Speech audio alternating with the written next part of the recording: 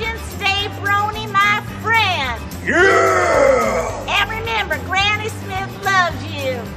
Yep.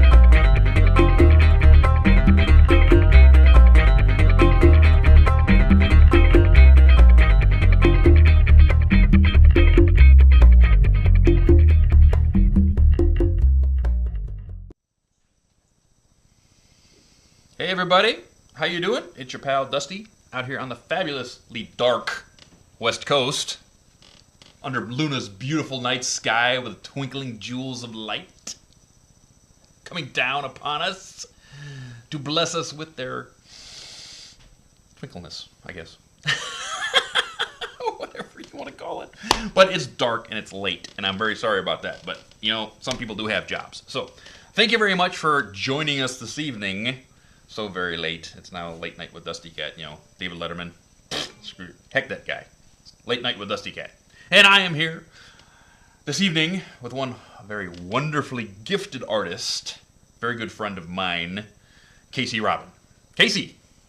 Hi. Hi. How are you doing this evening? I'm doing very well. Awesome. Awesome. And it's really great to get to talk to you again because we haven't talked since, Everfree Northwest. I think it was Everfree Northwest. Everfree Northwest Been last too time. long. Last time we saw each other.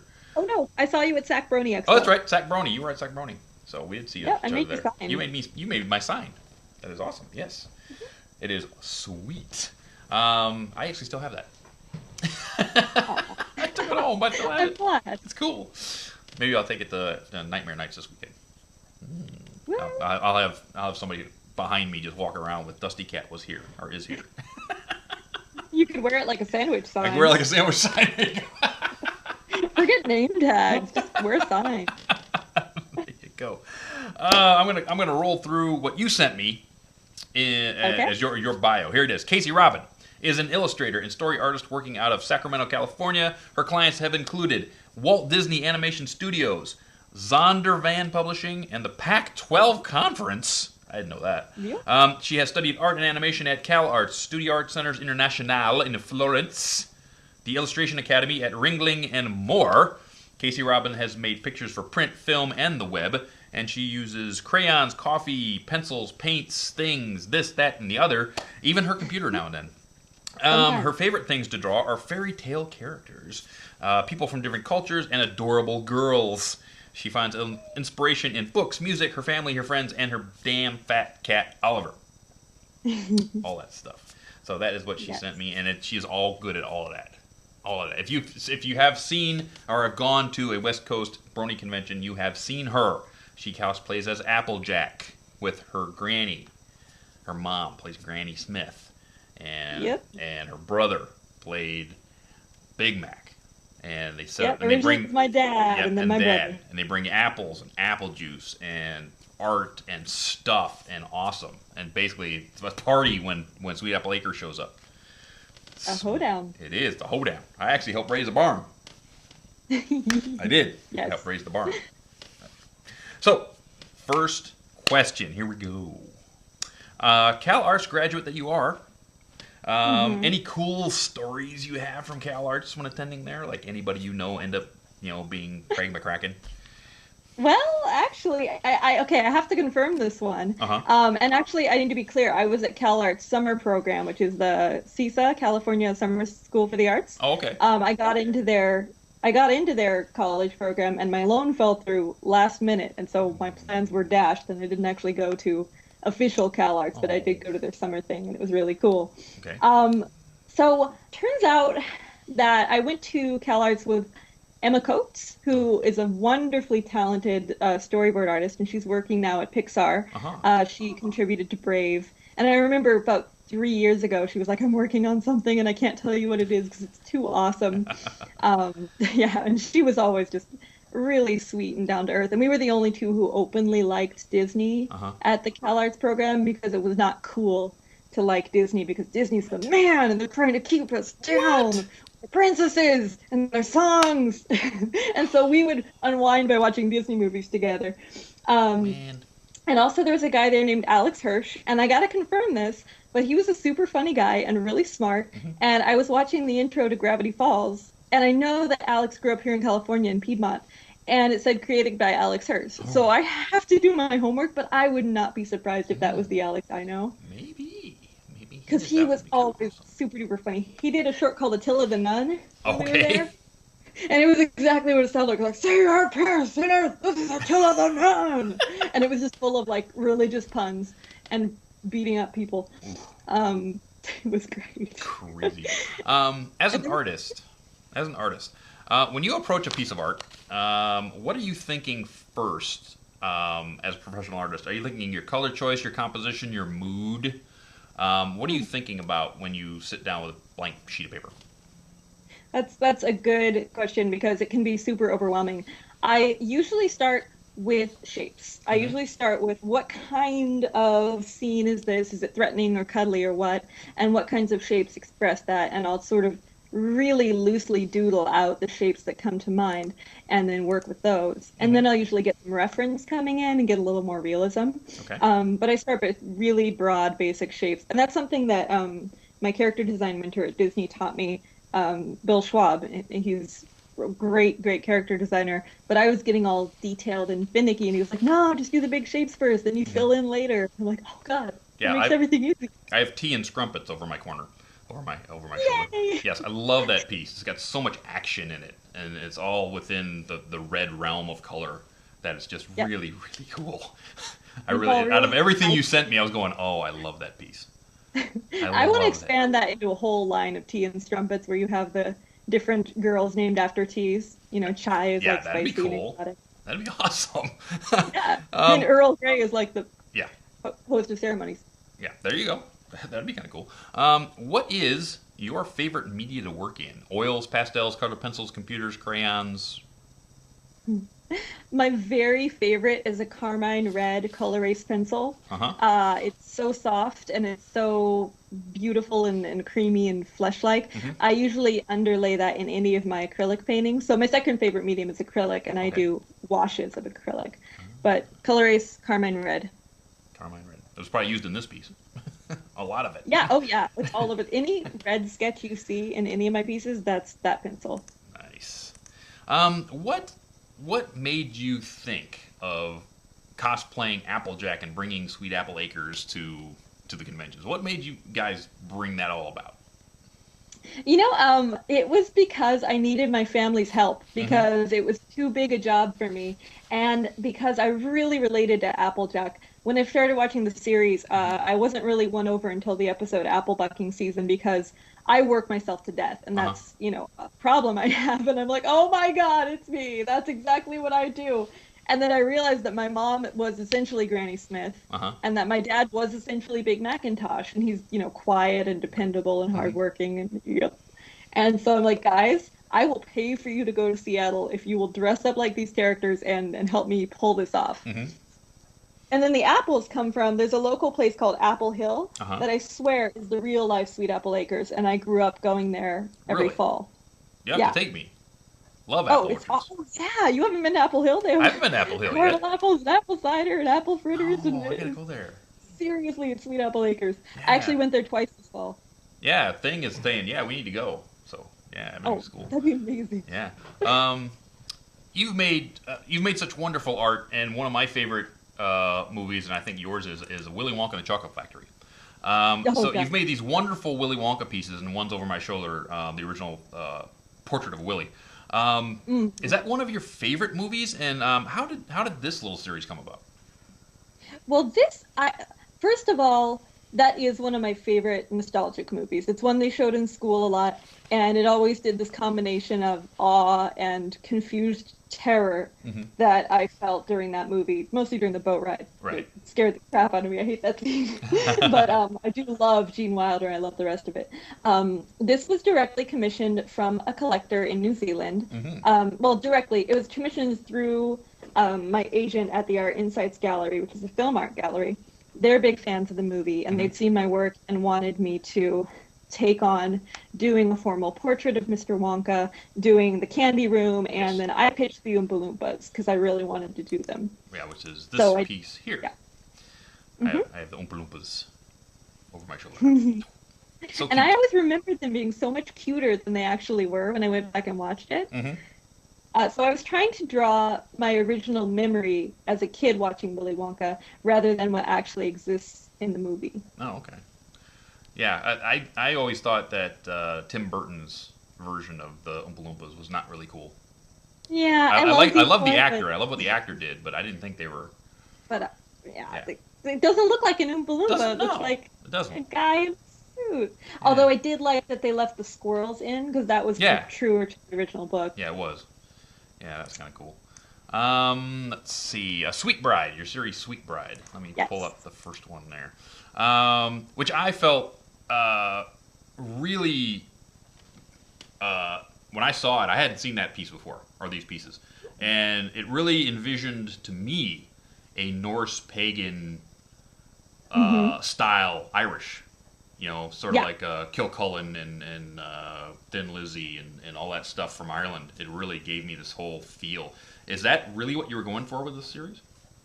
Yeah, sort of. I have a Scotch-Irish heritage, and my first trip out of the country was to Ireland. That was the first place I landed that wasn't America.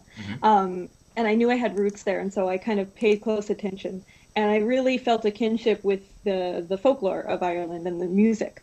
And this is actually based on a song by Kate Rusby, who's a folk singer from Yorkshire and does a lot of old tunes. This is an original song she wrote. It called Sweet Bride.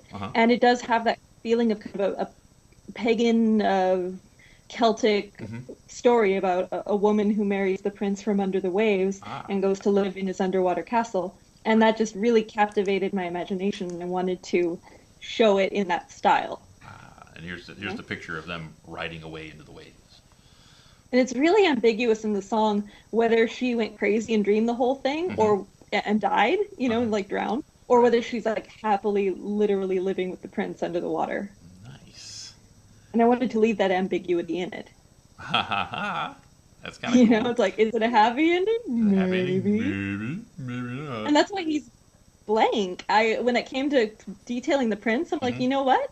He might be imaginary. I'm going to leave him all blank. Leave him blank. We were talking about that before the show on icons and comics. Yeah, exactly. And when you put in detail, and you don't put in detail, and depending on what the human brain does with it. Yes. Yeah, I like to choose where my detail goes, and more importantly, where I leave stuff out. Nice. Right now, one of the things you did at Disney was some animation, right? Well, storyboard. Storyboarding for an animation. Which is called Chalk. It was on your website, and I really want to play it for you guys because it is so awesome. So Casey did the storyboards for this, and didn't you do a little bit at the end that you said? Yeah, so what I did for Chalk was I storyboarded it, I came up with the original concept, and my team, well, not my team, but there were a team of 14 of us, and we all worked out the details. So what you're seeing is the work of 14 people, but I did the storyboards, I did some color work, and then I co-directed it with Justin Sklar, who's working at Disney now as an animator. And I got to do, the most fun I had in that project was I got to do Michaela's mural that you'll see at the end. The little girl draws a mural, and I got to draw that. Awesome. And then the texture artist, Alex Alvarado, took it and mapped it onto the sidewalk, so it looked like it was really drawn on the sidewalk, even though I just drew it flat, and it looks so That is cool. So right now, people, sit back, relax. We're going to play this little snippet for you. It's about 2 minutes long, and we'll be back right after. So with more with Casey Robin. So stay around.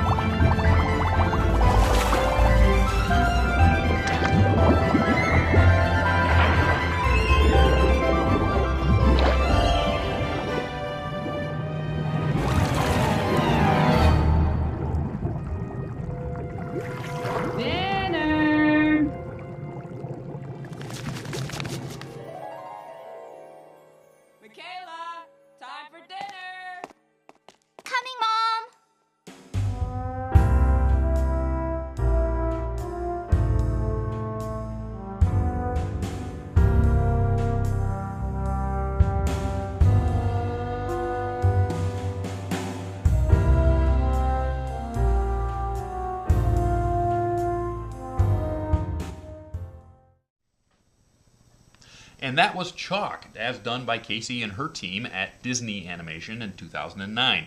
Now, you told me at the break there, Casey, it took you guys 6 weeks only to do that? We only had 6 weeks. Oof. And actually, it was in 2010, but Disney somehow marked it a year early? Earlier than it actually happened. But yeah, they said, your assignment is to all of you 14 people work together, and we didn't have any kind of power structure or anything. We just had our jobs that we were good at. Make a movie, animated. It has to incorporate 2D and 3D, and you all need to use your talents, and it needs to be done in 6 weeks. Go. Wow. It was terrifying. That's like kicking you off the end of the dock. It's like, do it. Yeah. Figure it out.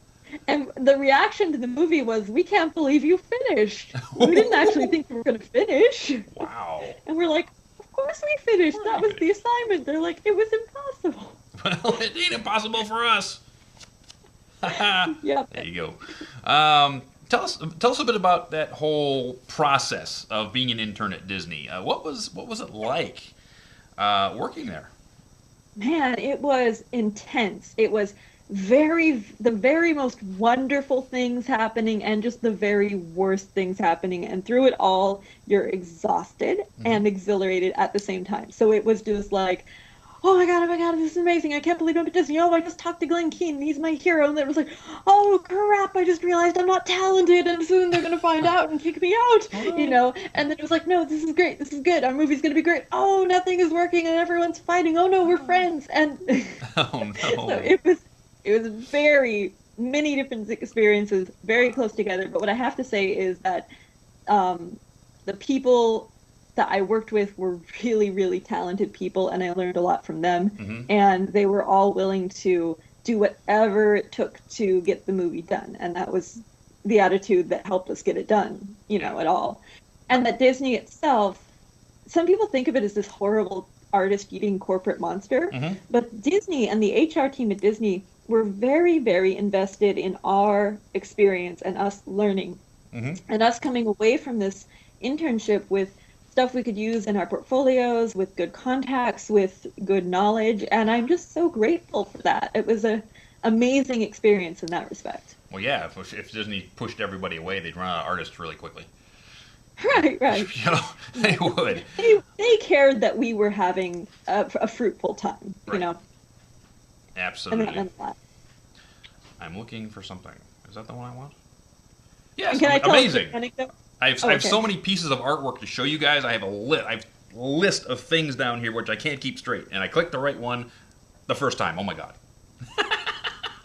Yay! I thought I lost Good them. job. But thank you very much. Equestria travel posters. Genius! I love them. I love these things. Oh my! I saw those at Everfree Northwest and went, I must have them all. They're awesome. And postcards. God, and postcards and posters, and they evolve a real sense of wonder to these places. Like, just looking at the poster makes me want to just dive in and go, I wanted to see Canalot. I want to see that Canalot right there. I want to see it. I want to go to there. I want to go there. And it reminds me, the first time I went to Disneyland, when I was 21 years old. And you go underneath the train. And as you're going underneath the train, there's travel posters on the walls of the different, like, Frontierland and Tomorrowland and all those places. And it evokes that same feeling. Was that sort of where you got that influence? Yeah. There were two places. There were the original Pan Am type posters from the 50s and 60s that I've always respected ever since I've been aware of them because the design is great. And then there were the Pan Am inspired posters at Disneyland that I grew up with. I mean, I went to Disneyland a ton throughout my childhood. I have silhouettes of myself as a baby at Disneyland all the way up to now, like every year or every 2 years. So those were firmly implanted in my psyche at an early age. But I love the idea of making a travel poster for a fictional place and making it feel like you could buy a plane ticket there and send a postcard there. That's like, look at Cloudsdale. Who wouldn't want to go to Cloudsdale? Look at that. And we've never really seen Cloudsdale at sunset. No, I bet it's breathtaking. Stunning. And I love that color palette. And I like the fancy Rainbow Dash being the poster model for Cloudsdale. And then Zecora in Everfree Forest right here. Yes. So Frontierland. Oh my goodness. And that one is actually a direct reworking of a Pan Am poster for the Caribbean in general. Oh, really? That's probably why I there's, remember it. You know, I was looking at it going, I've seen that somewhere before. Yeah. Where is it? This woman in this giant hat with really hot shadows Yes! and the jungle behind her. And I'm like, Yes! that's the Cora. That's the Everfree Forest. And I even left in the text, Pan Equestrian. Yes, I love that bit. It's like, I'm gonna take a flight to Everfree. Yeah, that's cool. And then, of course... Well, I have a wave 2 planned of this that I'll probably be doing in the spring, just in time for BabsCon. And one of them is a flight poster with Daring Do, with the injured wing getting on a plane to fly to the temple. Gotta have it. And and I'm going to do one for Sweet Apple Acres, because I think it's kind of its own little place. And then Crystal Empire. Yeah. Crystal Empire. Oh, well, yeah, the Crystal Empire was inspired by some railway line... that just looked really cool, and just Art Deco in general. Oh yeah, Art Deco in the Crystal Empire is awesome. I thought melding those two was really cool. And then of course Manhattan. Yes, I'm such a sucker for anything Apple related. Yes, Apple related. Yes, that one was cool. And I looked up those old hokey New York postcards. And tried to get that feeling with the spotlights and the letters with stuff inside. Yep. And of course, last but not least, Ponyville. By Balloon. By Balloon. Yes. I really didn't know what to do for Ponyville for the longest time because they don't have a big landmark and it's not this grandiose scene. And then I thought of Twilight's arrival in Ponyville and the really iconic balloon shot we get at the start of each show. And they've used the balloon. They've used the balloon in Ponyville a number of times. Yeah. When Fluttershy was going to move home to Cloudsdale because she couldn't make the ponies laugh. She was going to take the balloon. It's funny that she's such a weak flyer that she has to take a balloon back to... Yeah. I was like, wait a minute. Wait a minute.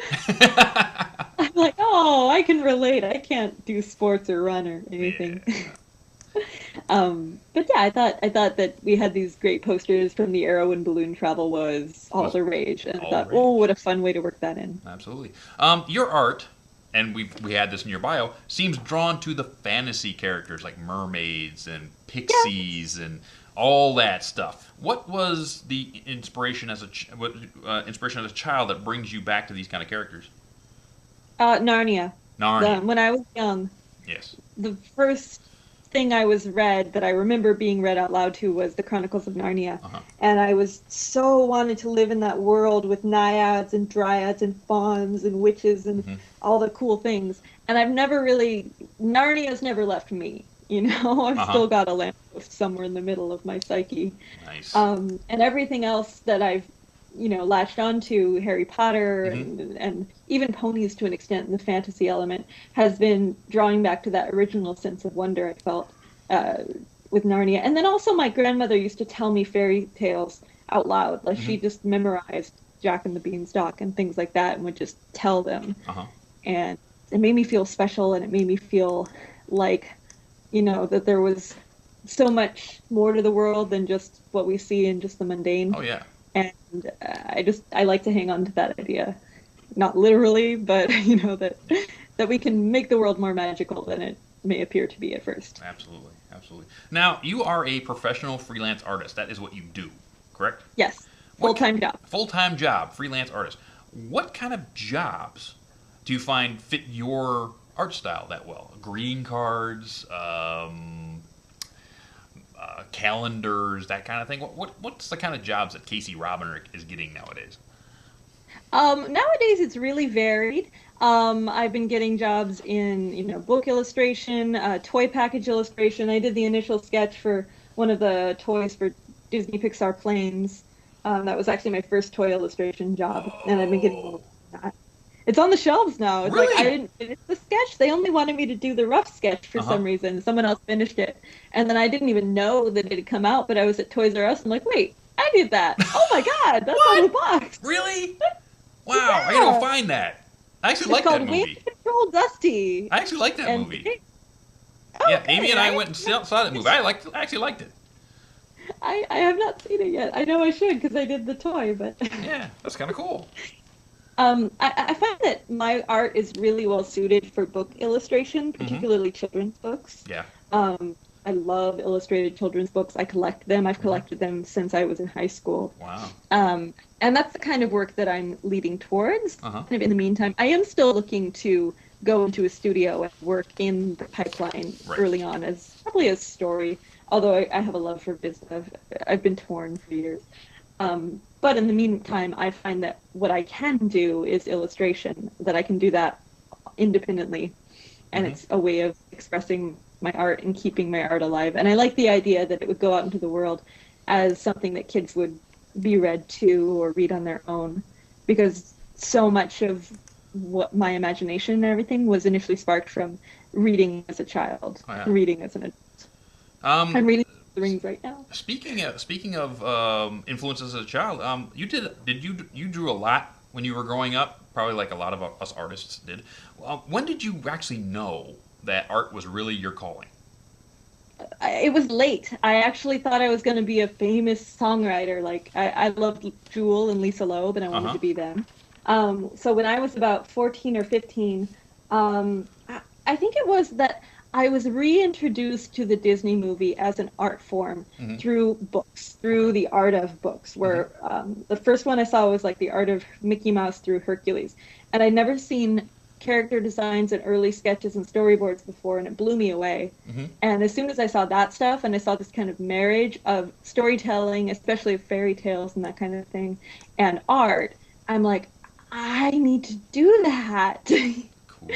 You know, and I just knew that was what I needed to do. So then I had to learn to draw really well because my skills were not naturally born. I had a rich imagination and I liked to draw, but I wasn't great, you know? Yeah. I sort of did the same thing. I rediscovered comic books at like 20. And I thought, I can do this. I used to draw as a kid, and I sat down and I did for like 5 years. I just basically drew and drew and drew and drew and drew. And finally figured out that I'm just not going to get good enough to do this. I can't not do 28 pages a month and get paid for it. I just never ended up being good enough and moved on to being a motorcycle mechanic. But I still draw now and then. And that's something I can't do. Yes. So some people can fix things, some people draw things. So we are now at commercial time. And when we come back from commercial, we are going to have more from Miss Casey Robin. And we're going to go over upcoming conventions. We're going to go over charity work. And then we're going to have you out there ask wonderful questions to this beautiful woman and her art. So you guys stick around. We'll be right back, okay?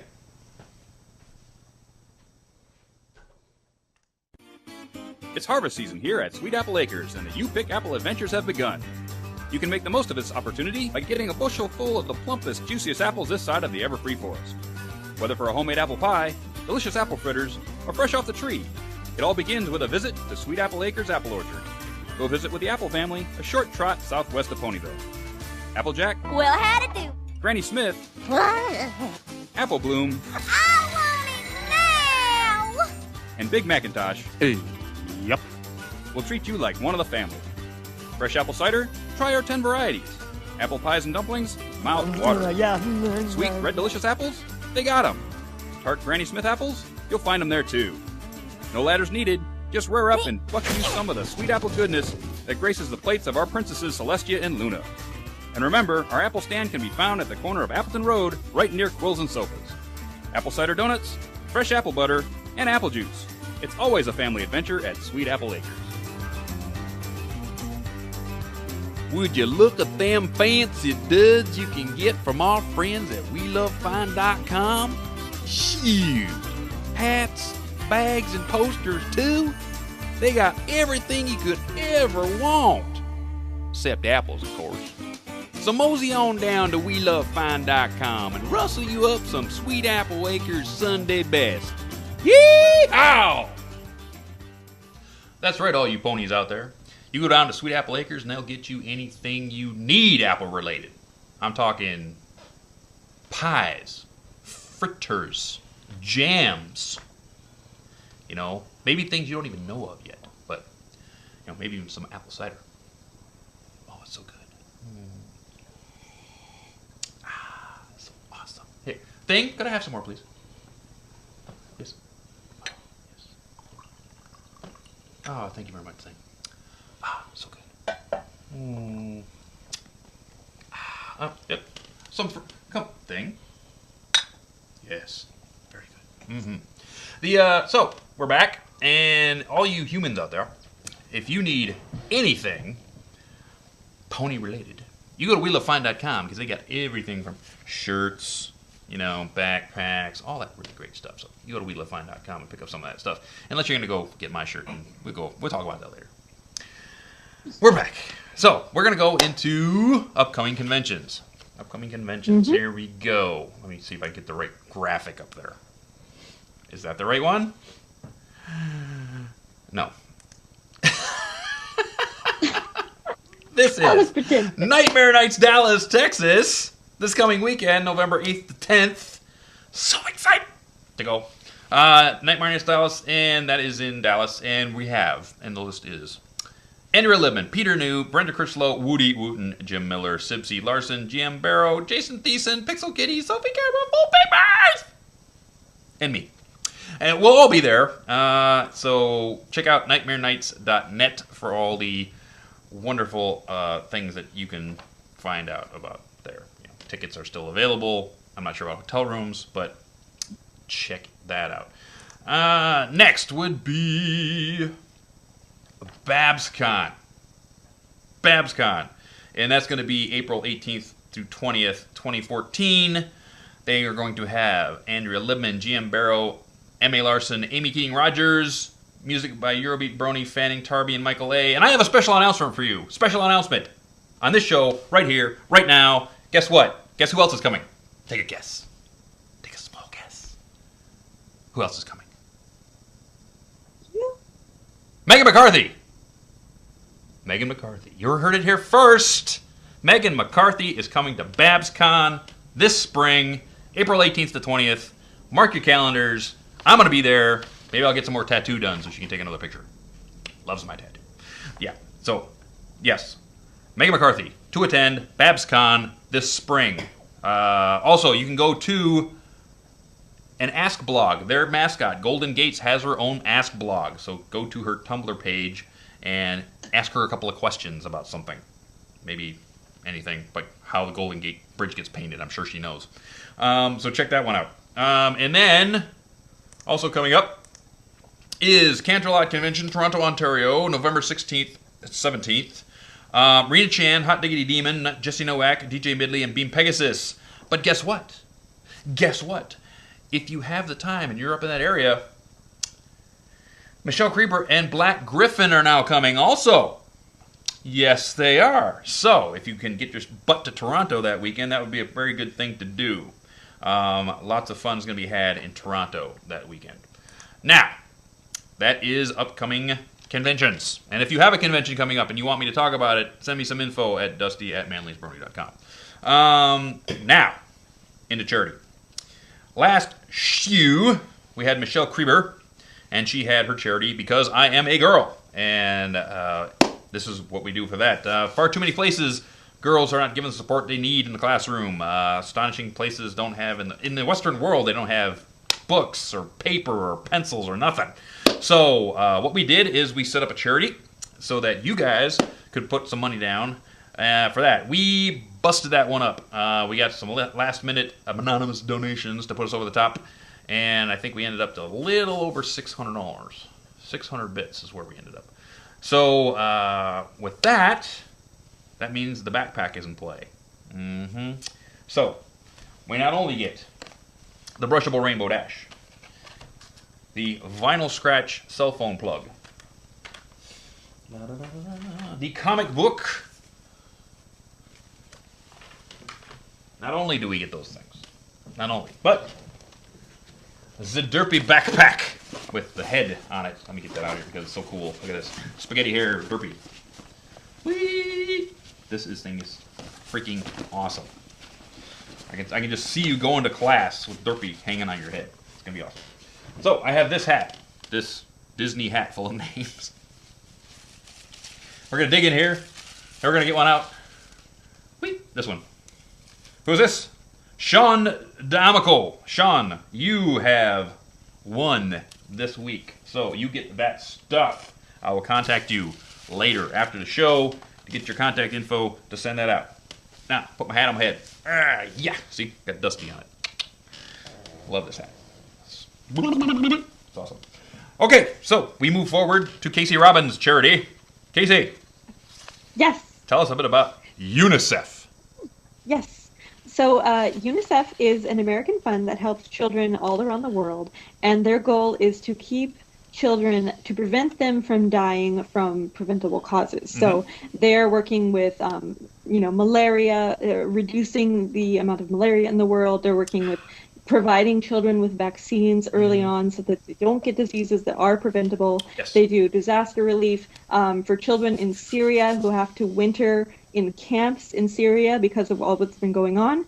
They are providing warm winter gear to them, and they provide food and cleanliness training and just all the basic things that you need for life. And their focus is really children. Yes. And I think it's a really, it's important that children should be able to have a good shot at life, regardless of how poor or where in the world they live. And that I think that that's a time in our lives when most of us here in America, were really protected and really cared for and had all these basic things. And I just want to see all the kids in the world have that, because I'm, so grateful for my own childhood, and kids are really on my heart. So UNICEF, they do a lot of good.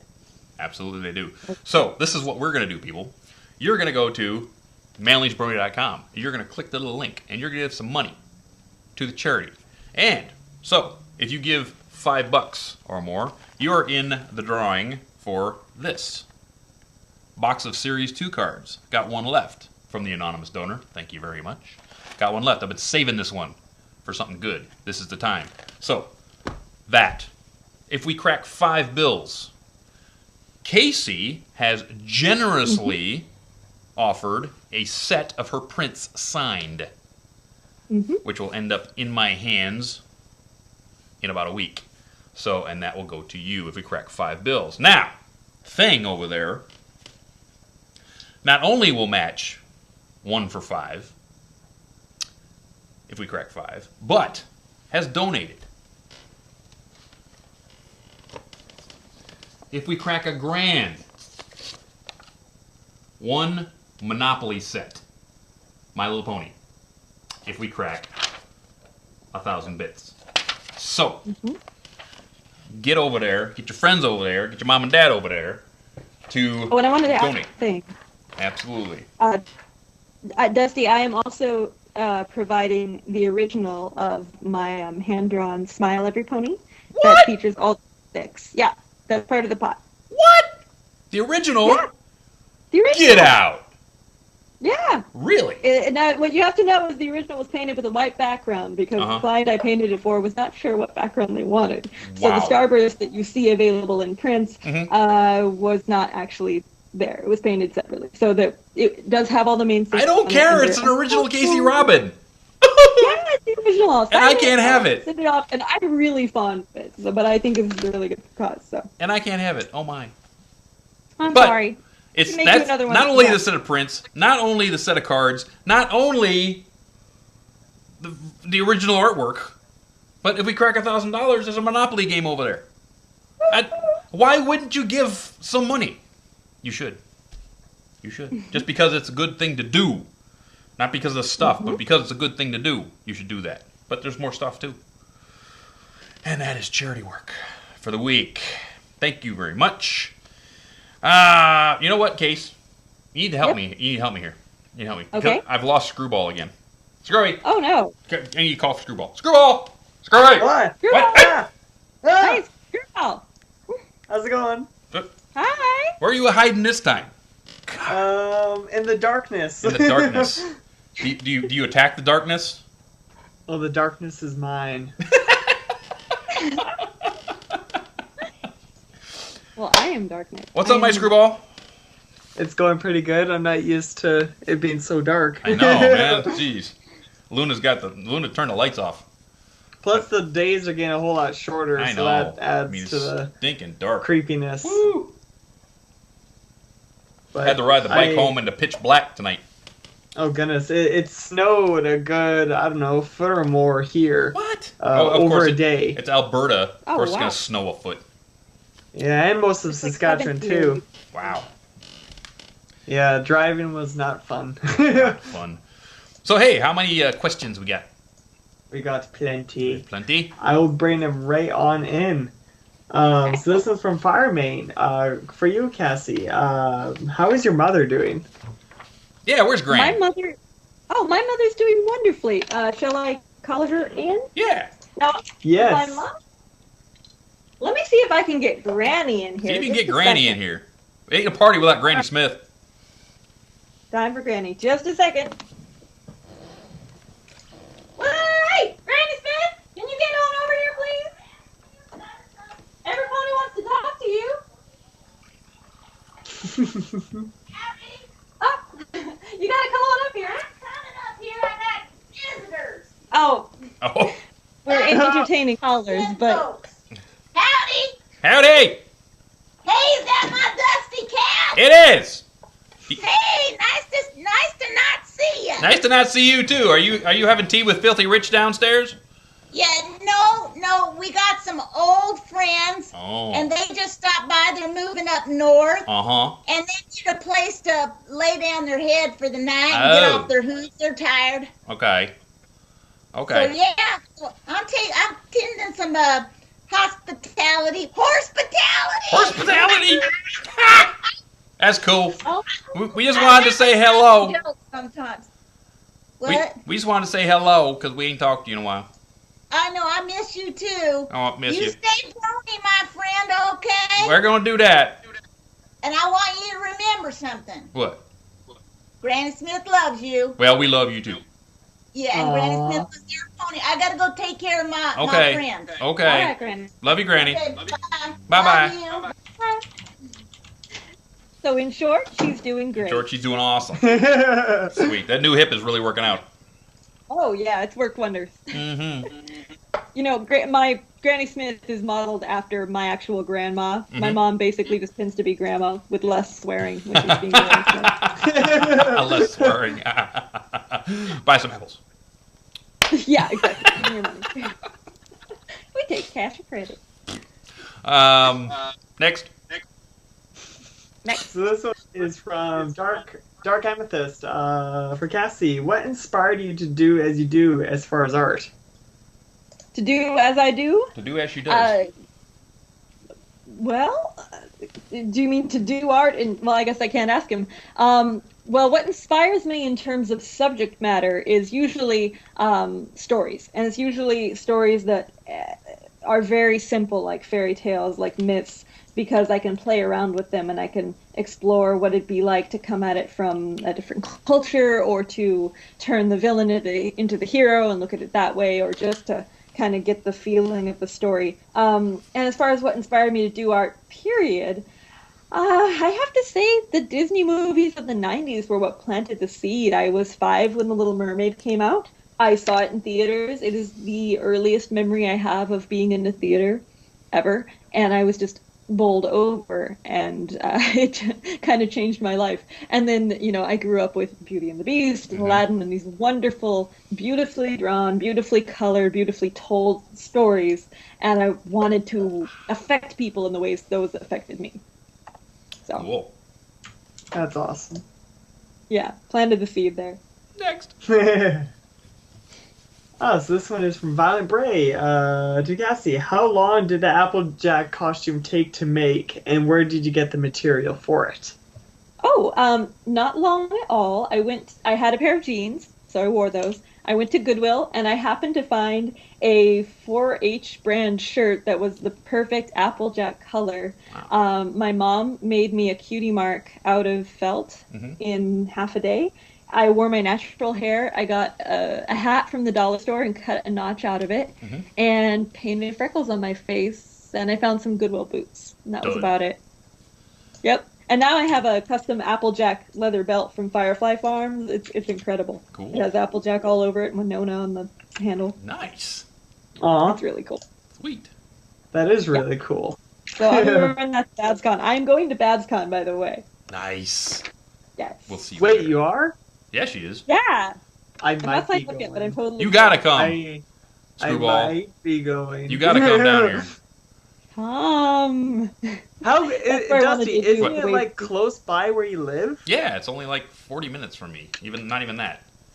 I gotta You could stop fly in into at San your Jose, crib. stay at my house, and then we could drive up. Oh my god, that'd be so much There fun. you go. Next. Oh.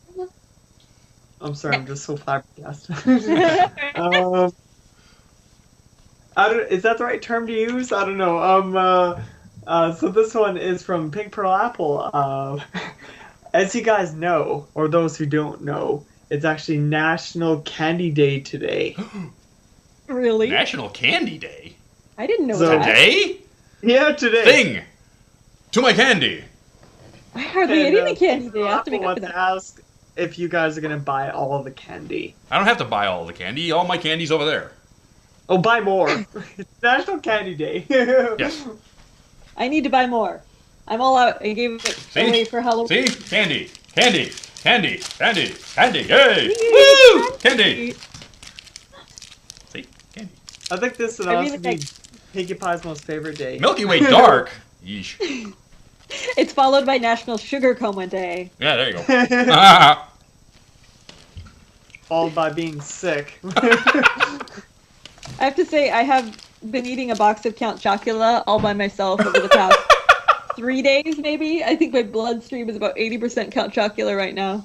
Yeah, but are you drinking it? Are you eating it with the milk? Or are you eating it out of the box? Oh, just straight out of the box. Straight out of the box? Oh yeah, that's the only way to do it. Like that. Only way.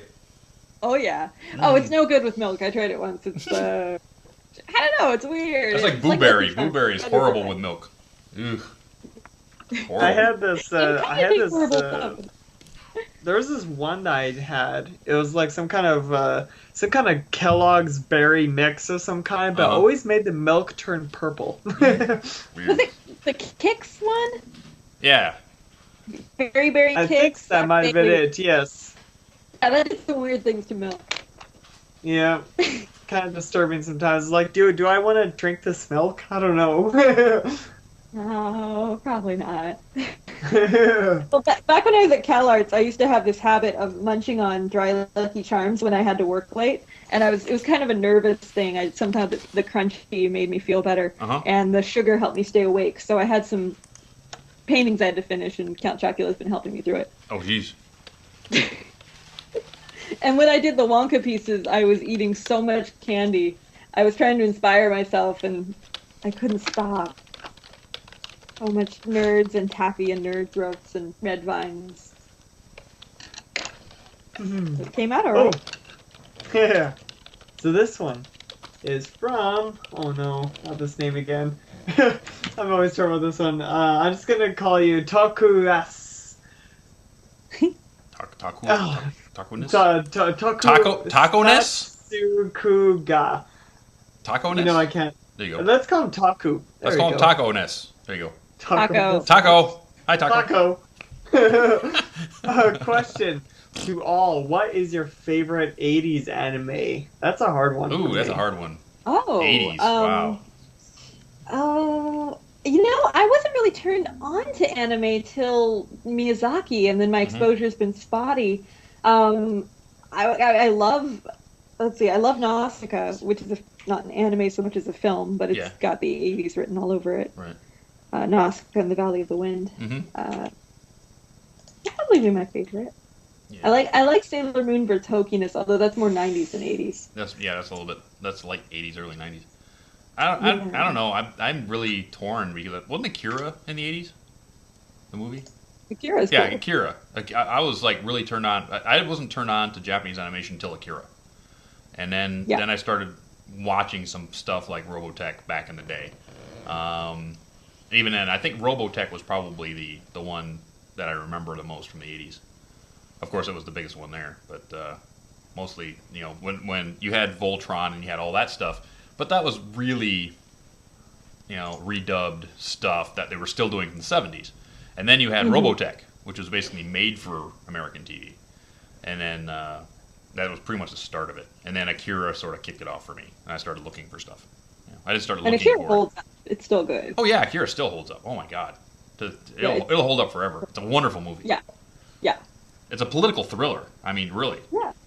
We watched it in my, we were doing a class on postmodernism in film and books, and we watched Akira.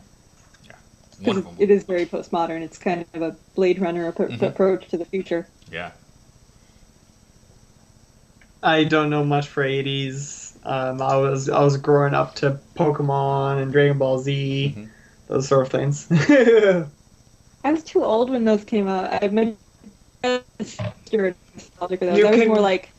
You can never be too old for Dragon Ball Z. It's absolutely amazing. Let me rephrase it. I kind of missed the boat. I didn't catch it when it was initially coming out. So it's never too late to miss the boat for Dragon Ball Z. Well, like some streaming for anything. I'm catching up on Full Metal Alchemist right now. Oh, that's a good show. Full Metal I Alchemist. still haven't watched that one. Yeah, I'm watching Brotherhood. Nice. Next. So this one is from Dragoon 777777. Question for Cassie. 2D or 3D art, which do you like better and why? Personally, I tend to prefer 2D because I like things that are very simple in design. I mean, I love, Mary Blair, for example, is just a wonderful artist who works very simply.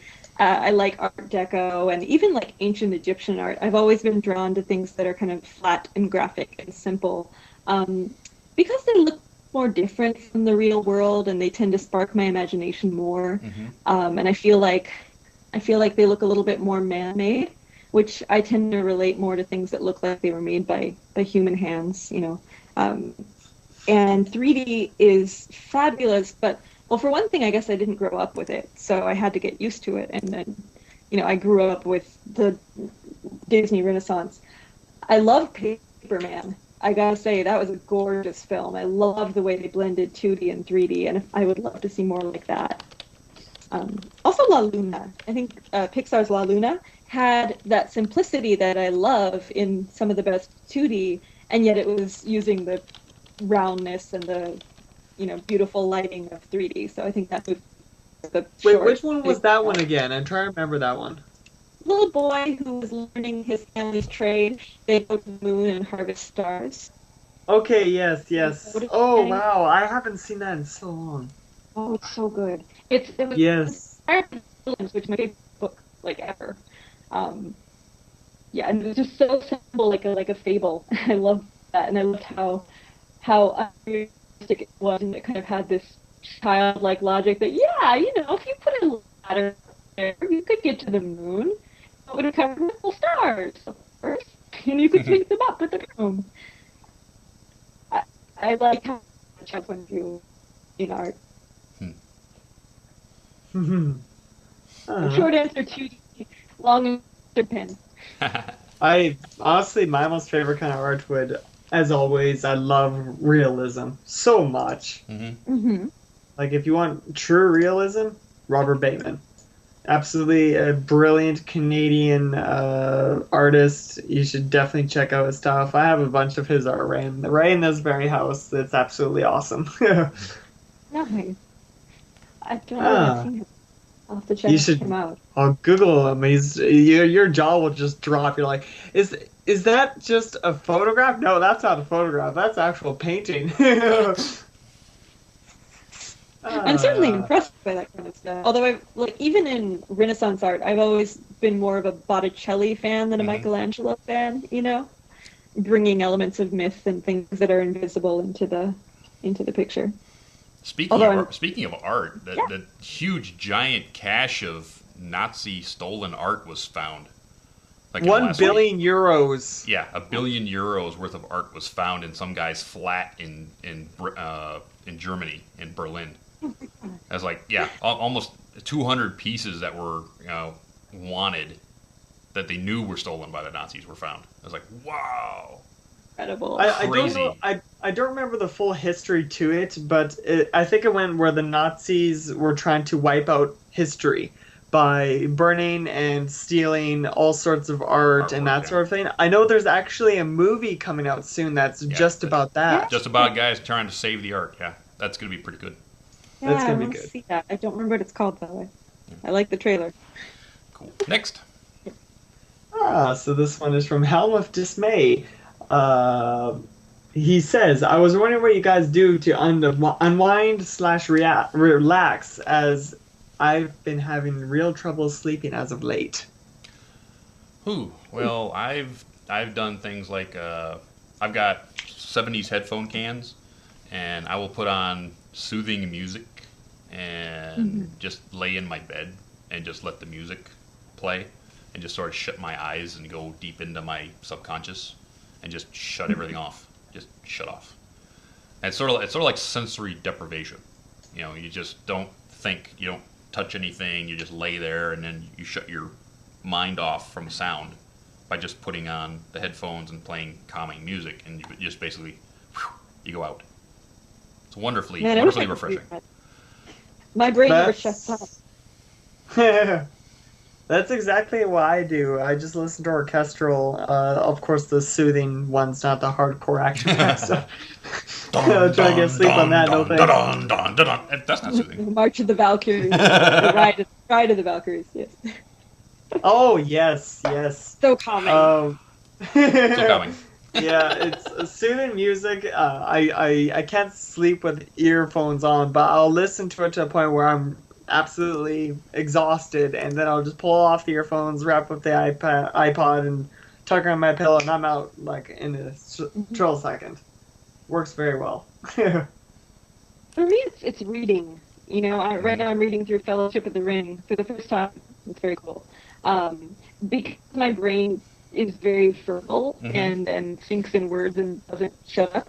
If I give it music, it'll go off scattering. But if I give it other words, someone else's words, I can kind of get myself into a nice calm place where I'm just in the story. Cool. And I have to read on paper. I can't relax reading on a screen. It feels like work. Oh, No. actually, if I don't know if this happens with everyone, but it's really good to not watch TV or even play video games an hour before bed, because then your brain will be active and it will basically be like, yeah, I want to go More entertainment. do whatever. More entertainment. More. Yeah. Something about the light, I think, actually causes a physiological reaction that tells you to stay awake. Yeah. Weird. I'm really bad about that.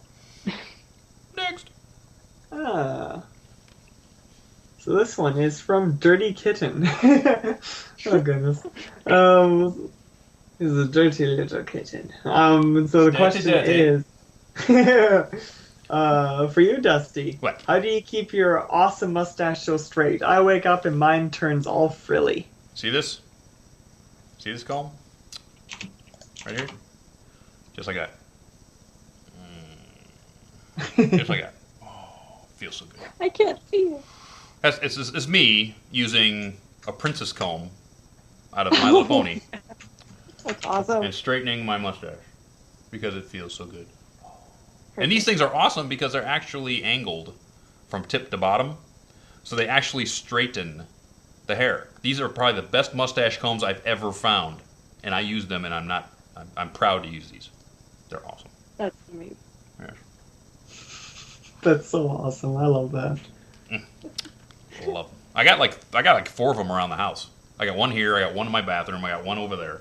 So whenever I need one, I have mustache comb planted all over the house for mustache comb emergencies. You know, your You're collection turning of into Pinky. mustache combs will be in a museum someday. It'll be worth something. Yeah, probably. These combs belong to the manliest of In Brony. the world, yes. I should do that. I should sign one of these and give it to a charity or something. I don't know. Oh my god, you should. Yeah, do that. Funny. Next. This one's from Aussie9607. Question for all. What do y'all think about season 4 and new season of Littlest Pet Shop? I'm actually looking really forward to the new season now that I know there's a Daring Do episode. Yay! I'm hoping. Spoilers, you punk! Shh! Hey, it's been announced. I can say whatever I want up to It's episode 4. So, yeah. Well, I'm really looking forward to another Wonder Bolts episode. So I'm hoping for one of those. But now that I know that Daring Do, I have glee in my heart that there's a new Daring Do episode. Episode 4 and episode 3. Mm-hmm. Episode 3, I have so much speculations going on with that thing. I can't even compute what's going to happen. I'm just so excited. Yes. So excited. And Discord's coming back for the 2-parter opener, so it's going to be kind of cool. I've got my own theories. About the first 2, but I'm not going to give them up. I'm going to see if they're right. It's Chrysalis. She's back. No. I've got an idea. But I'm not going to say anything about it until Dusty, after. We're talking about an after show then. I love speculating. I love. We'll talk after show, but I'm not going to talk on camera. What about you, Kate? What about you, Case? We're talking about it. What about you? What are you looking forward to? Oh, let's see. I know it's selfish of me, but I always hope that there'll be another Apple Family heavy episode. Oh, there's going to be. We already know the song. Yes, so I'm excited about that. I'm just excited for more ponies. Oh yeah, because me too. Season 3 left me going. But it's been so long since ponies. It's so long. So long since ponies. Oh my god. Yes, and they just make me so happy. Mm-hmm. And I would love to see a lot more of Princess Luna. I love how they're working her in now as having a job as the Princess of Dreams and not just kind of being like, I'm just sort of here. Yep. Like giving her an actual... I still tear up thanks to that episode. Oh my goodness. And somewhere along the line, I really want to see this episode. I want to see, and I don't know if we will ever, but I want to see one of the Cutie Mark Crusaders gets their Cutie Mark. Yes. And then just see what it does to the group dynamics. Yes, you know? they need to do that.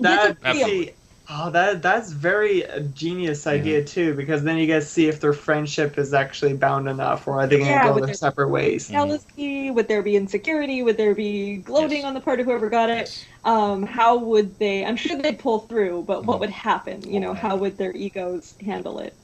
Who's first? And storytelling. I want to see an episode where Twilight actually fails, like really fails for real at something at the beginning, and then has to learn how to move on from genuine failure. Yeah. Because that's just such a powerful lesson to learn, and I think Twilight really needs to experience that at some point. Mm-hmm. Maybe she will in these upcoming episodes. Yeah, I thought I was going to get it in season 3, like, a failure song. Ooh, is she really going to fail? No. When does Twilight Sparkle ever fail? Never. Never. I was just thinking about that song too. Yeah. But I'm just excited for more ponies in general. And I'd like to see more places, more new lands. I loved seeing the Crystal Empire. Yes. I want them to travel some more. I want some more fodder for travel. I want them to go to, let's say, go to the West Coast. Let's see Las Pegasus. I want to see what DHX thinks Las Pegasus looks like. I want them to go to Detroit. Let's see what Detroit looks like. Let's go to Baltimore. Saddle Arabia is where I really want to go. Yeah. Huh? Saddle Arabia. Saddle Arabia. Let's see what maybe Twilight has to go to Saddle Arabia as an ambassador. Let's see what Saddle Arabia looks like. I want to see what their jobs are going to be, or what Twilight's job is going to be. Because I'm like, wait, Twilight's a princess? Like, princess of what? Is she going to rule on a throne? Like, what's her job now? She has to go to France, right? She has to go to France. Oh, God. And find out what's going on in France. We're from France. Yeah. That'd be fun. Absolutely. Yeah, I just hope they travel and have adventures. Yeah, and let's see some more of Equestria. I've got this huge map. That has all these places, right? Daring Do had to have a map. So, I had to get this map done. And, let's see, it's like a AAA map with a fold. So, you're triple fold over here and a triple fold over here. It's like, open this up. Oh, of course, it's always upside down. And there we go. See, all these lands here we need to see. All these lands. We need to see all these lands. Get on it, DHX. We need to see these places because they're awesome. Yes, pony travel, please. Oh, and I don't think we talked about Littlest Pet Shop. They also asked us about that. Yeah. I actually haven't watched Littlest Pet Shop yet. I've seen probably 2 episodes, and I'm trying to get drawn in. The animals are cool, but Blythe's, the way they did the humans was like, I don't know. It can't draw me in. I don't know. Yeah, she's cute and everything. I like all the designs, and the voice work seems good. It's just that ponies kind of fills that space for me. I haven't been hungry for Something anything else. more. Yeah. Yeah. And also, I have been watching a lot more like Batman and Full Metal Alchemist and more testosterone-y things. I go through waves, and ponies is my soft and cuddly. Yes. So I've got enough of that right now. Cool. So this one is from Flare Cobra to Cassie. What would you consider your most distinctive work? Oh, wow. That's a really tough question because I don't think about my works once they're done very often. I just do them and move on. Okay, done.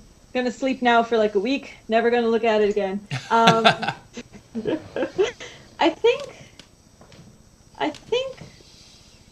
I'm gonna have to cheat and answer with a series, if that's okay. Do it. I think my Sweet Bride series is really distinct from my other work because it is a hybrid of hand-drawn and vector art. The technique I used for that, I've never used again, and I don't know if I ever will. I needed to do it for that particular set. It was actually a requirement. That's the only thing that I did in school that I still saw pictures of. And I drew it by hand, and then I brought it into Adobe Illustrator, live traced it, and converted it to vectors, which are, computer lines. And I never do that. And it just gave it this interesting mix of old and new that I still like. So I think that's probably my most different or distinct work. I'm not sure if she was using the word distinctive as my best work or just my most different work. Well, I love it. So I love all that stuff. Because I was in the SCA, and it was all the stuff I was into when I was in the SCA. It was all the Norse, Celtic, Irish stuff. And when I saw those pieces, I went, oh. Yeah. Did you see The Secret of Kells? No. Oh, it's good. I can see it. So pretty. Gotta see it. I recommend it just for the visuals. Okay. I will. Story's good too, though. Next. So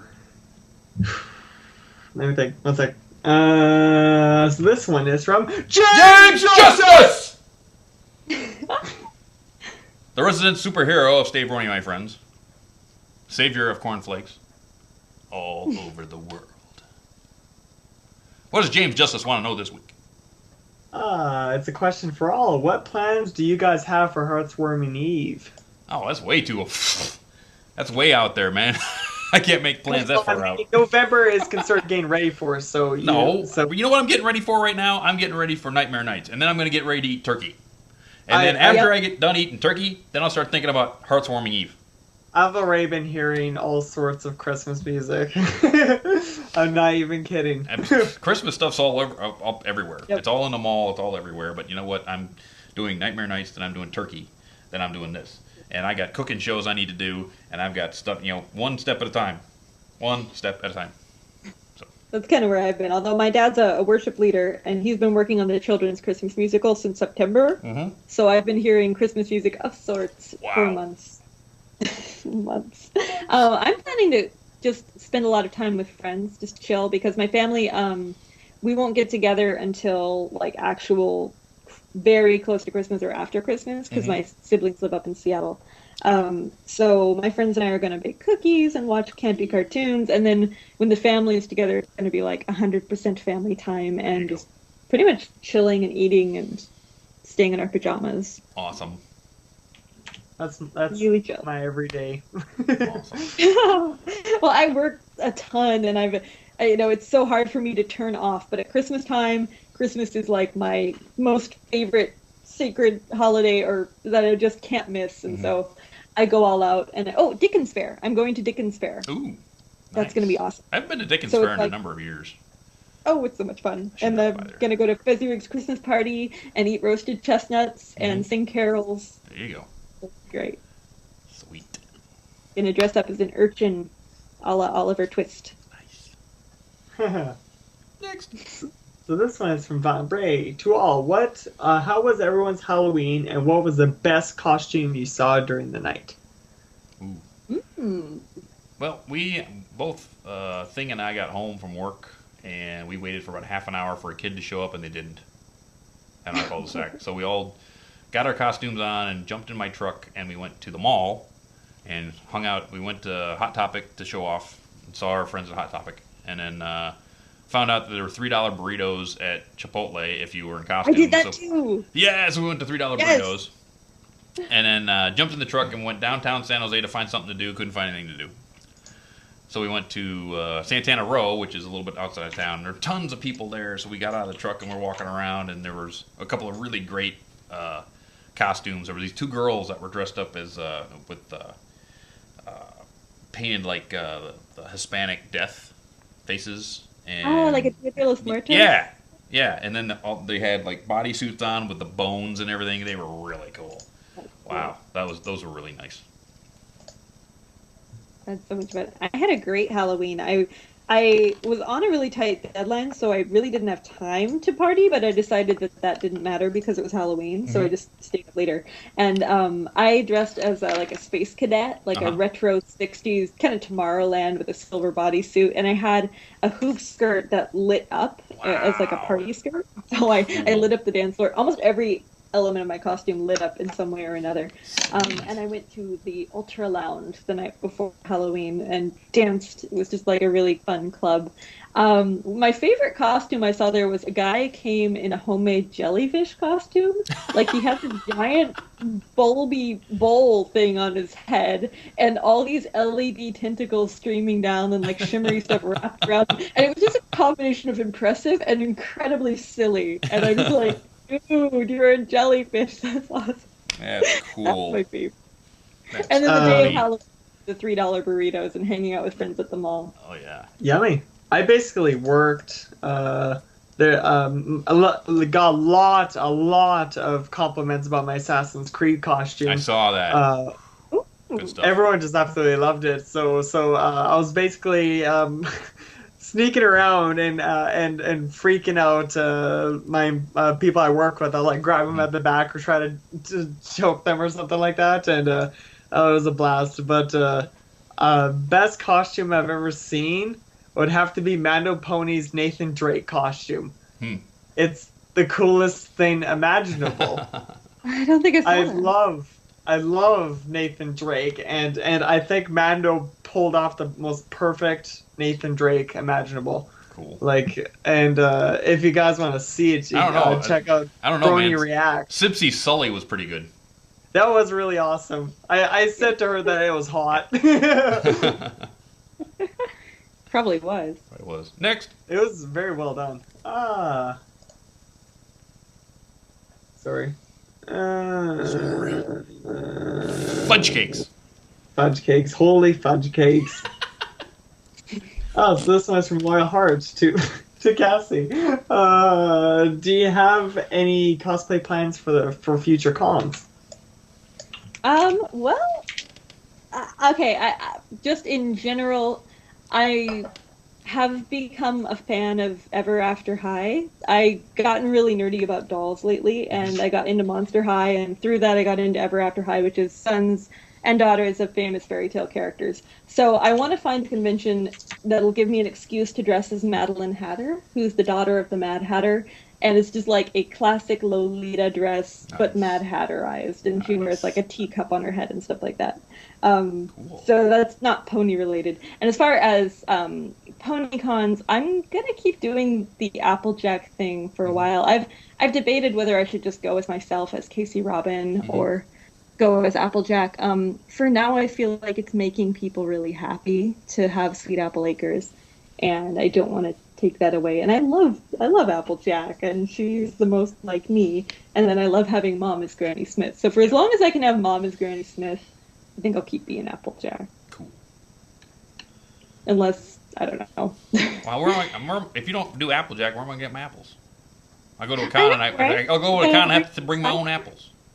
Yeah, and I love that cons have let me do that, because I think everyone's all hyped up on sugar. It's so nice to be able to have an apple and a real bit of food in the middle of all that. Yep. And when we do cider season, it's so much fun. Cider season is awesome. Next. Crazy. I'll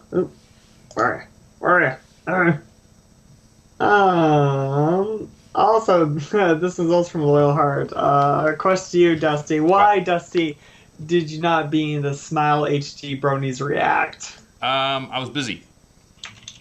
Actually.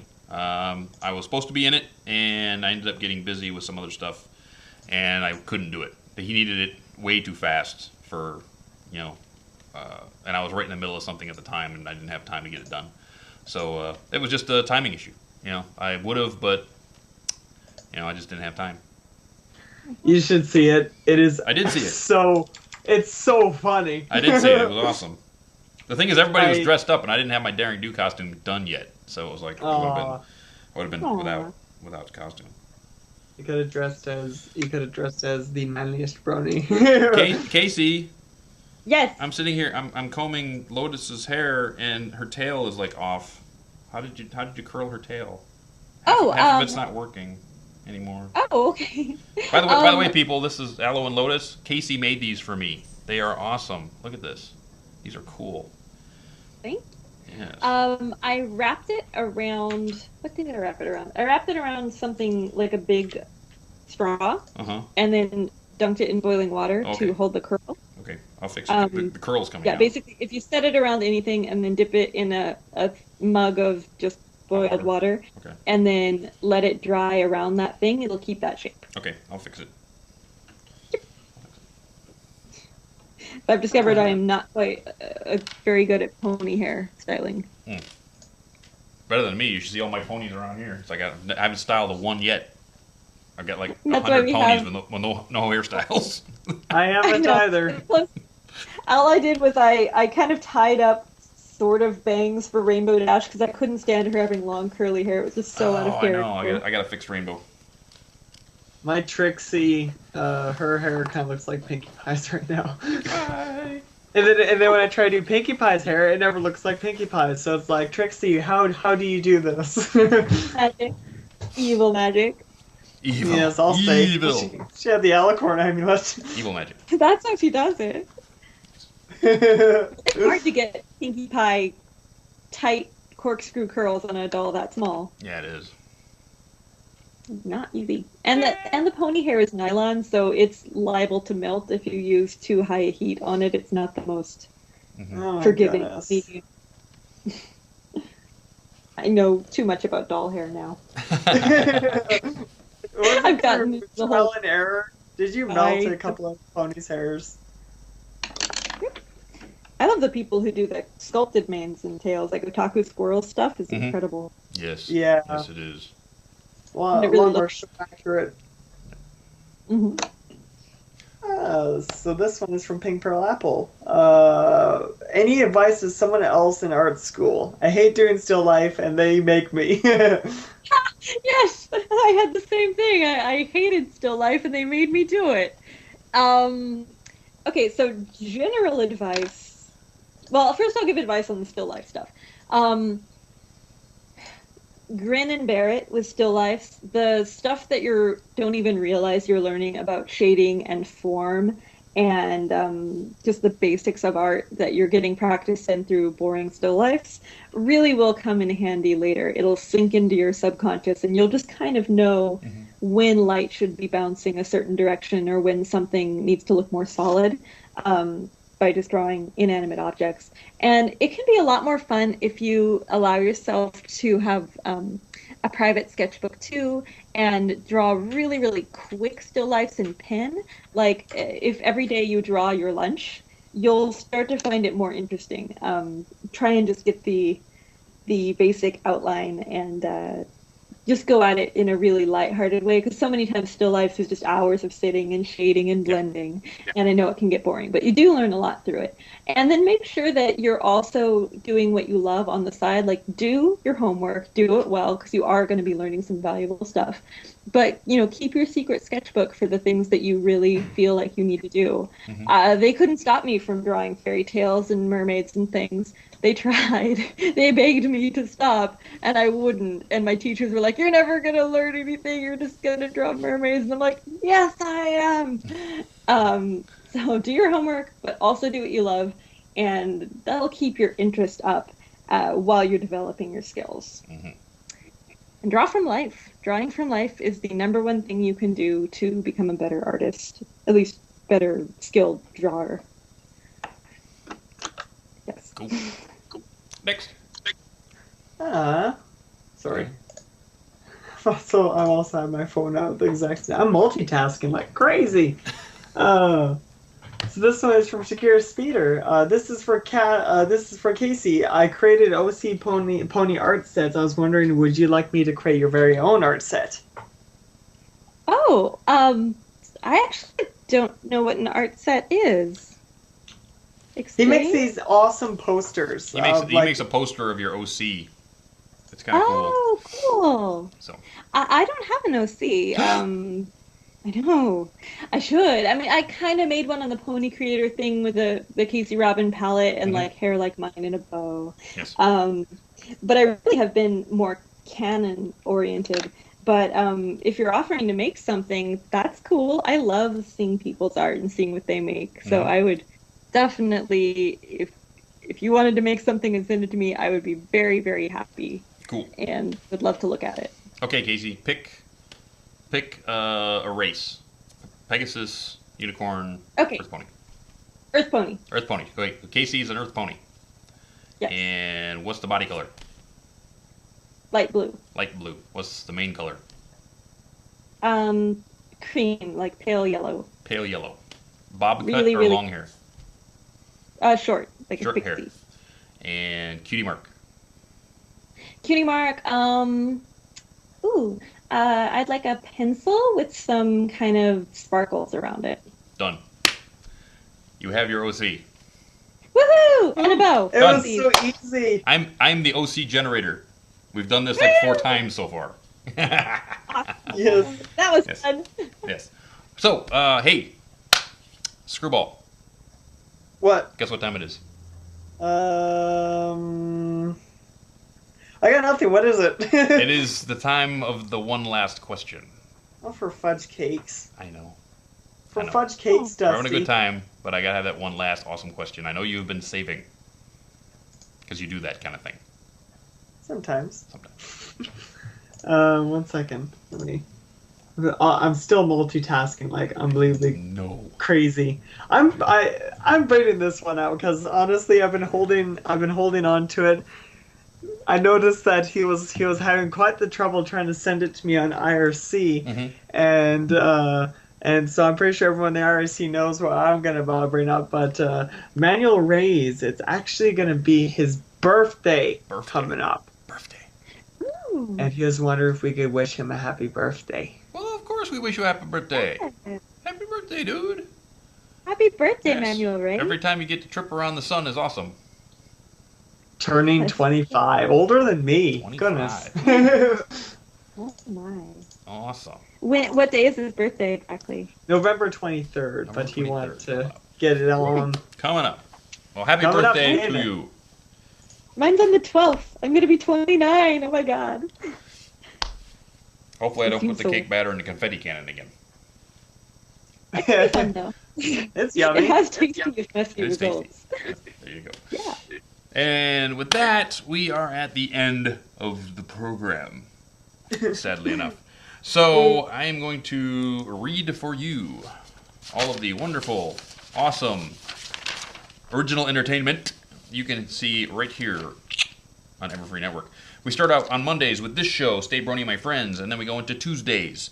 Cutie Art Crusaders, the CAC find and the best art this fandom has to offer, tells you why it's so good. They should do a show on Casey Robin. Wink, wink, nudge, nudge. And that is Tuesdays, 5 p.m. Pacific, 8 p.m. Eastern. Then, on Wednesdays, on the odd weeks, The Inventory at KPNY. It is a radio drama where the ponies of Equestria discover the Earth's internet and the bronies. What happens? Tune in to find out. And that is odd weeks, Wednesdays, 5 p.m. Pacific, 8 p.m. Eastern. Equestria Inquirer is on a hiatus at the moment, but when the show comes back, they will be Wednesdays, 6 p.m. Pacific, 9 p.m. Eastern. They are the source of truth in Equestria, so don't miss it when the show comes back. Into the Spotlight with Asaka Jack, Wednesdays, 7 p.m. Pacific, 10 p.m. Eastern. A 2-hour live, move up, back up, start again. focuses on the person behind the Brony. That is Wednesdays, 7 p.m. Pacific, 10 p.m. Eastern. Then, Sketchy Sounds live songcast, Thursdays, 2 p.m. Pacific, 5 p.m. Eastern. A 2-hour live set played by Sketchy for you. Check that one out. Post My Video with Jay Haller and BVids, Thursdays, 5 p.m. Pacific, 8 p.m. Eastern. The premier video and animation showcase, interviews with guests, and showing off all that new content in the PMB world that happens every week. Lunar Republic Takeover. On the radio side, that is where Nightmare Moon takes over this very radio station and plays all the requests for you all night long. And that is Fridays, 3 p.m. Pacific, 6 p.m. Eastern. Mixology with DJ One Trick and DJ Midley. That is Thursday. What? Can I read? I can't read. Thing, you're in the room. I can't read. Saturdays. Saturdays, 5 p.m. Pacific, 8 p.m. Eastern, where these two DJs take over the streams and bend your ears with all the wubs you could ever want. And then Eastern Sounds with Frozen Sound, Saturdays, 11 a.m. Pacific, 5 p.m. Eastern, is a 2-hour live mix of Brony dance music scheduled for our European friend time zones. So check that one out. Saturday Night Songs with Michelle Krieber, Saturdays, 7 p.m. Pacific, 10 p.m. Eastern. The Krieber clan, when they are around and they're not busy, will bring you fun times when they're not on the road or doing a show or something. So check that out on Saturdays. Blue Screen Bronies, Sundays, 5 p.m. Pacific, 8 p.m. Eastern. The guys help you find the great games in the gaming industry and help you avoid the bad games in the gaming industry. So check that one out. Pegasisters Live, Sundays, 7 p.m. Pacific, 10 p.m. Eastern, where Emily J. and Tay do the same thing we do, only from the Pegasisters' point of view. And that is, again, Sundays, 7 p.m. Eastern, 10 p.m. Or 10 p.m. Eastern, 7 p.m. Pacific, excuse me. And that is all the shows you can watch right here on Everfree Network. Someday I'm going to get through that without making a mistake. But probably not in this lifetime. That's a lot of shows and a lot of original content. You had one job. I had one job and I can't read. One job. Oh, look, I don't have my glasses on. I have an excuse. Oh, that would do it. That would do it. Wait a minute. Yeah, dude. What? I don't have my glasses on. So there you go. Oh my goodness, where's my script? I have no idea. Where did it go? But I want to thank everybody. I want to thank everybody for coming out this late at night. I know it's late on the East Coast, and we'll have this up on YouTube soon. Thank you very much for sticking with us and for joining us tonight. I want to thank Casey. I want to thank Granny Smith. I want to thank Thing over there. And I want to thank my wonderful girlfriend, Amy. EFN for giving us this platform to do what we do, and all of you out there who come and join us every time we turn on that camera and make fools of ourselves. Every time. One other thing I want to talk about. In the news this week, a very famous football player, Jonathan Martin, stood up to bullying on the Miami Dolphins and walked away. And very strong man for doing so. So bullying happens everywhere. And not even NFL football players can get away from it. So don't feel that you are alone in what you're going through. Seek out friends, seek out help, and walk away if you can. So I just want to tell you that. If you are going through this kind of thing, get some help. Because there's help to be had. Okay? And we love you all. So thank you very much for coming. In 2 weeks, that'll be the week after Nightmare Nights, the 18th. We don't have a guest yet, but I'm sure we're going to have somebody very awesome. I'm going to try and line somebody up from Nightmare Nights. And there's a big list of wonderful people at that show. I wonder who I could get. I'm not sure yet, but we will get somebody. Trust me.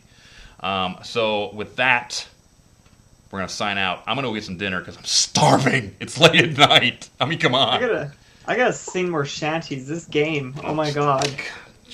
Game. All right, Casey. Thank you very much for coming, hon. Having me on. Absolutely. Thanks a lot. And we're going to go to the Apple stand and have some Apple stuff. Maybe we'll take some video.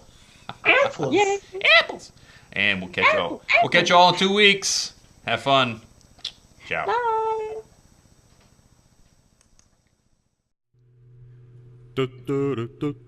Good night, sweetheart. Well, it's time to go. Good night, sweetheart. Well, it's time to go. We hate to leave you, but We'll be back soon. Good night, sweetheart. Good night. Good night, sweetheart. Good night. Summer program, which is the CISA, California Summer School for the Arts. Oh, okay. I got into their college program, and my loan fell through last minute, and so my plans were dashed, and I didn't actually go to official Cal Arts, but I did go to their summer thing, and it was really cool. Okay. So turns out that I went to Cal Arts with Emma Coates, who is a wonderfully talented storyboard artist, and she's working now at Pixar. She contributed to Brave. And I remember about 3 years ago, she was like, I'm working on something and I can't tell you what it is because it's too awesome. Yeah, and she was always just really sweet and down to earth. And we were the only two who openly liked Disney at the Cal Arts program, because it was not cool to like Disney because Disney's the man and they're trying to keep us down. The princesses and their songs. And so we would unwind by watching Disney movies together. Man. And also there was a guy there named Alex Hirsch, and I gotta confirm this, but he was a super funny guy and really smart. And I was watching the intro to Gravity Falls, and I know that Alex grew up here in California in Piedmont, and it said created by Alex Hirsch. So I have to do my homework, but I would not be surprised if that was the Alex I know. Maybe. Because he was always super duper funny. He did a short called Attila the Nun when we were there. And it was exactly what it sounded like say our prayers, sinners, this is Attila the Nun! And it was just full of, like, religious puns and beating up people. It was great. Crazy. As an artist, when you approach a piece of art, what are you thinking first as a professional artist? Are you thinking your color choice, your composition, your mood? What are you thinking about when you sit down with a blank sheet of paper? That's a good question, because it can be super overwhelming. I usually start with shapes. I usually start with what kind of scene is this? Is it threatening or cuddly or what? And what kinds of shapes express that? And I'll sort of really loosely doodle out the shapes that come to mind and then work with those. And then I'll usually get some reference coming in and get a little more realism. Okay. But I start with really broad, basic shapes. And that's something that my character design mentor at Disney taught me. Bill Schwab, he's a great character designer, but I was getting... Yeah, Thing is saying, we need to go. So, yeah, it's cool. That'd be amazing. Yeah. You've made such wonderful art, and one of my favorite movies, and I think yours is Willy Wonka and the Chocolate Factory. You've made these wonderful Willy Wonka pieces, and one's over my shoulder, the original portrait of Willy. Is that one of your favorite movies, and how did this little series come about? Well, first of all, that is one of my favorite nostalgic movies. It's one they showed in school a lot, and it always did this combination of awe and confused terror that I felt during that movie, mostly during the boat ride. Right. It scared the crap out of me. I hate that scene. But I do love Gene Wilder. I love the rest of it. This was directly commissioned from a collector in New Zealand. Directly. It was commissioned through my agent at the Art Insights Gallery, which is a film art gallery. They're big fans of the movie, and they'd seen my work and wanted me to take on doing a formal portrait of Mr. Wonka, doing the candy room, and then I pitched the Oompa Loompas because I really wanted to do them. Yeah, which is this piece here. Yeah. I have the Oompa Loompas over my shoulder. So and I always remembered them being so much cuter than they actually were when I went back and watched it. So I was trying to draw my original memory as a kid watching Willy Wonka rather than what actually exists in the movie. Oh, okay. Yeah, I always thought that Tim Burton's version of the Oompa Loompas was not really cool. Yeah, I love the actor. I love what the actor did, but I didn't think they were... But, it doesn't look like an Oompa Loompa. It looks like a guy in a suit. Yeah. Although I did like that they left the squirrels in, because that was truer to the original book. Yeah, it was. Yeah, that's kind of cool. Let's see. Sweet Bride, your series Sweet Bride. Let me pull up the first one there. Which I felt really... when I saw it, I hadn't seen that piece before, or these pieces. And it really envisioned, to me, a Norse pagan style Irish You know, sort of like Kilcullen and Thin Lizzy and all that stuff from Ireland. It really gave me this whole feel. No, I saw you at Sac Brony Expo. Oh, that's right, Sac Brony. You were at Sac Brony, so we did see each other made there. your sign. You made my sign. That is awesome. Yes, it is sweet. I actually still have that. I took it home, but I still have it. Glad. It's cool. Maybe I'll take it to Nightmare Nights this weekend. I'll have somebody behind me just walk around with DustyKatt was here or is here. You could wear it like a sandwich sign. I can wear it like a sandwich sign. Forget name tags. Just wear a sign. There you go. I'm gonna roll through what you sent me as your bio. Here it is. Casey Robin is an illustrator and story artist working out of Sacramento, California. Her clients have included Walt Disney Animation Studios, Zondervan Publishing, and the Pac-12 Conference. I didn't know that. Yeah. She has studied art and animation at CalArts, Studio Art Centers Internationale in Florence, the Illustration Academy at Ringling, and more. Casey Robin has made pictures for print, film, and the web, and she uses crayons, coffee, pencils, paints, things, this, that, and the other, even her computer now and then. Her favorite things to draw are fairy tale characters, people from different cultures, and adorable girls. She finds inspiration in books, music, her family, her friends, and her damn fat cat, Oliver. All that stuff. So that is what she sent me, and she is all good at all of that. All of that. If you have seen or have gone to a West Coast Brony convention, you have seen her. She cosplays as Applejack with her granny. Her mom plays Granny Smith, and her brother played Big Mac. And they bring my dad and then my brother. And they bring apples and apple juice and art and stuff and awesome. And basically it's a party when Sweet Apple Acre shows up. A hoedown. It is the hoedown. I actually helped raise the barn. I did. Yes. I helped raise the barn. So, first question. Here we go. CalArts graduate that you are.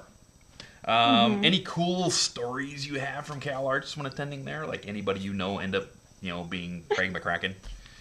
Well, actually, I have to confirm this one. And actually, I need to be clear. I was at CalArts, some all detailed and finicky, and he was like, "No, just do the big shapes first, then you fill in later." I'm like, "Oh God, it makes everything easy." I have tea and scrumpets over my corner, over my shoulder. Yes, I love that piece. It's got so much action in it, and it's all within the red realm of color. That is just really, really cool. Out of everything you sent me, I was going, oh, I love that piece.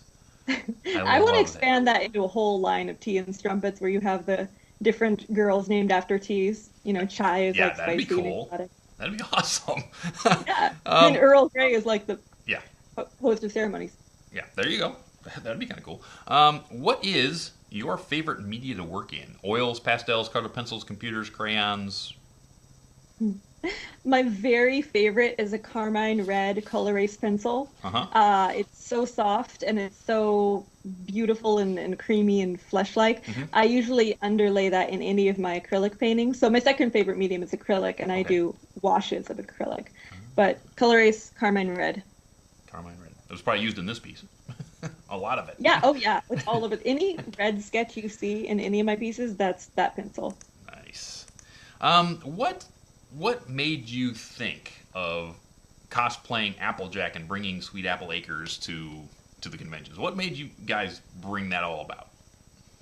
It was because I needed my family's help because it was too big a job for me, and because I really related to Applejack. When I started watching the series, I wasn't really won over until the episode Apple Bucking Season because I work myself to death, and that's, a problem I have, and I'm like, oh my God, it's me. That's exactly what I do.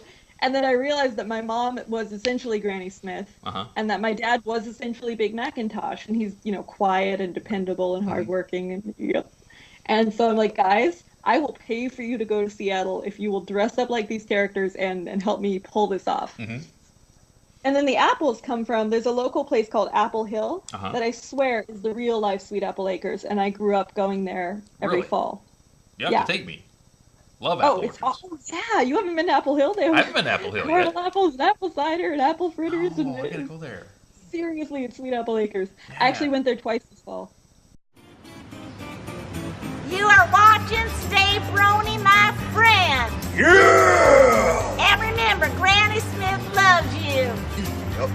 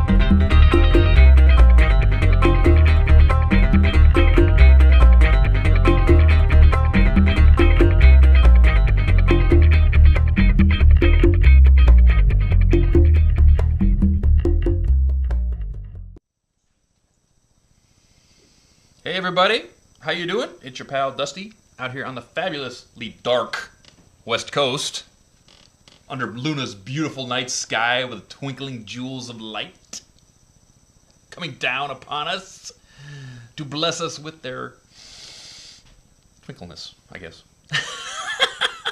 Whatever you want to call it. But it's dark and it's late, and I'm very sorry about that. But, you know, some people do have jobs. So, thank you very much for joining us this evening. So very late. It's now late night with DustyKatt. You know, David Letterman. Screw, heck that guy. Late night with DustyKatt. And I am here this evening with one very wonderfully gifted artist, very good friend of mine, Casey Robin. Casey. Hi. Hi. How are you doing this evening? I'm doing very well.